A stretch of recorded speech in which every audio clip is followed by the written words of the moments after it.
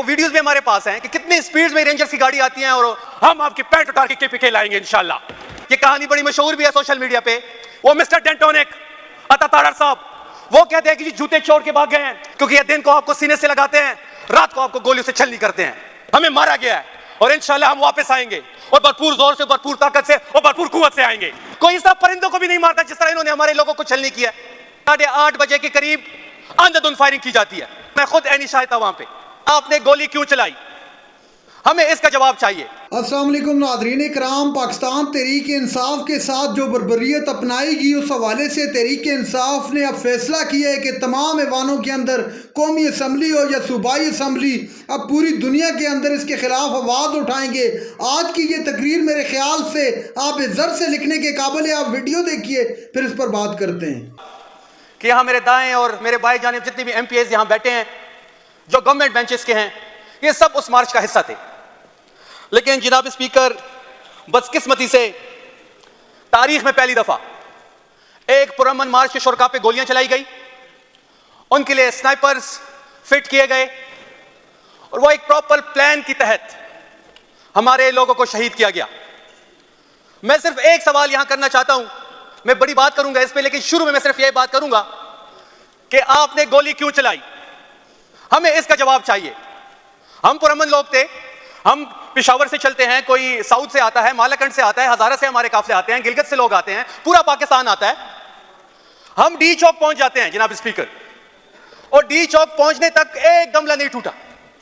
जब मैं 26 नंबर पे था, रात के कोई 12:30-1 बजे, मैं खुद उसको लीड कर रहा था और मैं कंटेनर हटा रहा था गाड़ी उसके साथ खींच के। पहली शहादत मेरे हल्के के वहां पे हुई।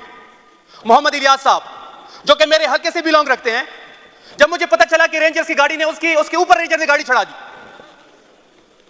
आप देख, वो वीडियोस भी हमारे पास हैं कि कितनी स्पीड में रेंजर्स की गाड़ी आती है और मोहम्मद इलियास साहब के ऊपर चढ़ जाती हैं। उससे बढ़ के बाद जब मुझे पता चला कि इलियास साहब शहीद हो गए हैं, मैंने अपने लोगों को भेजा हॉस्पिटल। हमें 13 घंटे बाद लाश दी गई। शहीद की लाश हमें 13 घंटे बाद दी गई। उसके भाई सफीर को मैंने बुलाया। सफीर को कभी एक पुलिस वाला एक साइड पे लेके जा रहा है, कभी इदारों वाले दूसरी साइड पे लेके जा रहे हैं। आखिर में एक स्टैम्प पेपर लेके आते हैं और उस स्टैम्प पेपर पे ये लिखा होता है कि आप ये साइन कर दें कि आपका तहरीक इंसाफ से कोई ताल्लुक नहीं था।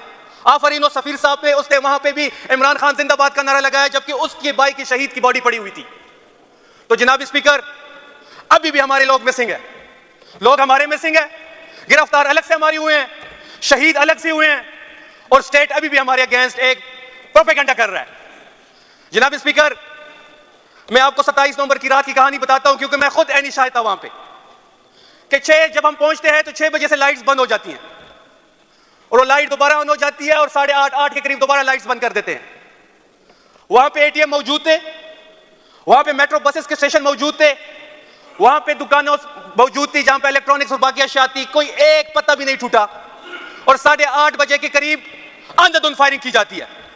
जनाब स्पीकर, हमारे घरों में तो मातम है, KPK में इस वक्त मातम है, हमारे लोग शहीद हुए हैं। कोई इस तरह परिंदों को भी नहीं मारता जिस तरह इन्होंने हमारे लोगों को छलनी किया। क्या एक सरकारी नौकरी इतनी इंपॉर्टेंट होती है? क्या आप हर एक हुक्म बजा लाएंगे? क्या ये ना, मैं अल्लाह से दुआ करता हूं कि अल्लाह ना करे, लेकिन जिन्होंने गोलियां चलाई, जिसके हुक्म पे ये गोलियां चली, अल्लाह करे जिस तरह इन्होंने लोगों के बच्चे मारे हैं, यही एहसास से वो भी गुजरे, ताकि उनको एहसास हो कि एक बच्चे को आप 17-18 साल 30 साल तक बड़ा करते हैं तो कितनी मुसीबत एक वालिद और एक मां गुजारती है। और उससे बढ़ के जब ये कहानी बड़ी मशहूर भी है सोशल मीडिया पे कि हमारे एक शहीद के जेब से 570 रुपए निकले, छन्ने के उससे पैकेट निकला और उसके फोन पे 41 मिस कॉल आई हुई थी। जो नंबर सेव था वो प्यारी अम्मी के नाम से सेव था। 41 मिस कॉल्स, क्या गुजरी होगी उस मां पे? क्या हम कोई इसराइल से आए थे? क्या हम इंडिया से आए थे? क्या हम ये फतह करने जा रहे थे? अगर इस मुल्क में पुरअमन एहतजाज करने का हक हमसे छीना जाता है तो लोग बंदूक उठाएंगे। कुरम की मिसाल आपके सामने है, बलोचिस्तान की मिसाल आपके सामने है।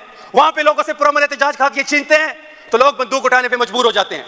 जनाब स्पीकर, हमें रात के अंधेरे में मारा गया है, हराया नहीं गया, हमें मारा गया है और इंशाल्लाह हम वापस आएंगे और भरपूर जोर से, भरपूर ताकत से और भरपूर कुव्वत से आएंगे।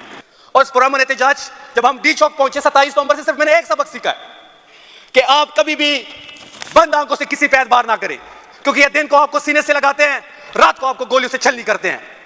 रात के अंधेरे में उन्होंने हमारे लोगों को मारा, हमें शहीद किया। हजारों लोग हमारे भी मिसिंग और हमें डर है कि जो हमारे लोग मिसिंग है हम सबके पास उसकी लिस्टें हैं कि जो लोग हमारे पास में से, अगर अल्लाह ना करे उसमें से इन्होंने बाद में किसी को शहीद किया, तो ये वो आग है जो बड़ा कुटी की, जो किसी के कंट्रोल में नहीं होगी। और हम इस निजाम की ईंट से ईंच बढ़ा देंगे, हमें कोई परवाह किए बगैर इस निजाम की हम ईंट से ईंच बजाएंगे। अगर इमरान खान की जिंदगी को कुछ हुआ या हमारे मिसिंग कारकुनों को कुछ हुआ, जिस तरीके से पख्तूनों ने कुर्बानी दी है, जिस तरीके से पख्तून नौजवान अपने कायद के नाम पे कुर्बान हुआ है, और ये पाकिस्तान का वाहिद लीडर है कि लोग उस पर जान भी देते हैं। पाकिस्तान का वाहिद लीडर इमरान खान है जिस पे लोग अपनी जान की कुर्बानी देते हैं। और हमारी जितनी भी शौहदा है जनाब स्पीकर, उन सब ने सीने पे गोली खाई है, कोई नहीं भागा, कोई ने पीठ पे गोली नहीं खाई। वो मिस्टर डेंटोनिक, अता तारड़ साहब, वो कहते हैं कि जी जूते छोड़ के भाग गए हैं। जूते छोड़ना बेहतर है मुल्क छोड़ने से बेहतर है। आपके लीडर ने तो मुल्क छोड़ा था। आप तो जब भी सख्ती आई थी आप अपने अवाम को छोड़ के भाग जाते हैं। और अता तारड़ साहब, मैं आपको वार्न कर रहा हूं कि जिस दिन आपका तहरीक इंसाफ के किसी कारकुन से मुकाबला हुआ, हम आपकी पैंट उतार के KPK लाएंगे इंशाल्लाह। फिरौन को भी शायद ये वो था कि वो जुल्म करके अपनी बादशाह बचा लेगा, लेकिन नहीं बची। यजीद का भी एक मुतालबा था कि आप सर झुका दें, लेकिन हुसैन ने सर नहीं झुकाया, हम उसके मानने वाले हैं। हम इस जुल्म के खिलाफ खड़े हैं और खड़े रहेंगे। और अगर ये चाहते हैं कि ये हमें गवर्नर राज का कहेंगे कि हम गवर्नर राज लगा देंगे, किसी में हिम्मत है अभी गवर्नर राज लगाए, किसी में हिम्मत है लगा के दिखाए गवर्नर राज। हमने 9 मई में इनका मुकाबला किया है, हमने फौज का मुकाबला किया है, हमने रियासत के हर इदारे का मुकाबला किया है, हमारे घरों पे रेड्स हुए हैं, हमारी फैमिलीज को उठाया गया है, हमारी गाड़ियां तोड़ी गई हैं। ये हमें गवर्नर राज से डराते हैं। हिम्मत है तो लगाए गवर्नर राज। अब मैं देखता हूं कितने नारे कौन लगाते हैं गवर्नर राज इस सूबे में। ये पैगाम दे रहे हैं कि अगली बार हम और पूरी ताकत से आएंगे। और ये जो स्नाइपर्स, जो फायरिंग इन्होंने की, अगर खुदा ना खास्ता हमने हथियार उठा लिए तो फिर क्या होगा, हमें ना मजबूर किया जाए। और जो पॉलिटिकल पार्टीज, मैं अहमद वली साहब की बात करूंगा, वो कहते हैं कि तहरीक इंसाफ पे पाबंदी लगाई जाए। अब बलोचिस्तान से एक सेनेटर कहता है कि पख्तूनख्वा में PTI की हुकूमत है, उस पर पाबंदी लगाई जाए। पहले तो उसको शर्म आनी चाहिए कि आप बलोचिस्तान से सेनेटर मुंतखब हुए हैं, आपको क्या हक है पख्तून की बात करने पे। वो ये कह रहे हैं कि PTI पर पाबंदी लगाई जाए। अब उनको PTI पर पाबंदी का मकसद नहीं है, वो बेचारी PTI से जीत नहीं सकते। 3 दफा उसके घर में उनको हराया हमने। ये इफ्तिखार बैठे हुए मेरे राइट पे, ये इफ्तिखार बैठा है, इसने आजाद हैसियत में उसको हराया। हमारे ऊपर, हमारी पार्टी पे तो पाबंदी थी 9 मई को, किसी के गोभी निशान था, किसी का बैंगन था, किसी की चारपाई थी। इसके बावजूद उस शख्स को हमने हराया। और मैं उसको चैलेंज कर रहा हूं, पिछली बार भी चैलेंज किया, अब भी चैलेंज कर रहा हूं कि आप आए मैदान में, हल्का आप मुंतखब करें, KPK का कौन सा भी हल्का आप मुंतखब करके पूरे पाकिस्तान में कोई भी हल्का आप मुंतखब करे, हम आपके मुकाबले में आम तहरीक इंसाफ का वर्कर खड़ा करेंगे और इंशाल्लाह शिकस्त आपका मुकद्दर बनेगी। नाज़रीन कराम, आपने वीडियो देखी। तहरीक इंसाफ किसी सूरत भी जो D चौक के अंदर हुआ उसको भूलने नहीं देगी। हर तरफ से आवाज़ें उठाई जा रही हैं उसके खिलाफ कि हमारे कारकुनों पर आकर गोली चलाई क्यों। निहत्ते कारकुन थे, वहाँ पर एहतजाज के लिए अभी पहुँचे ही थे। जब तक उन्होंने स्टार्ट किया था अपना एहतजाज, उससे लेके इस्लामाबाद तक कोई एक गमला भी नहीं टूटा, तो उसके बावजूद गोली क्यों चलाई।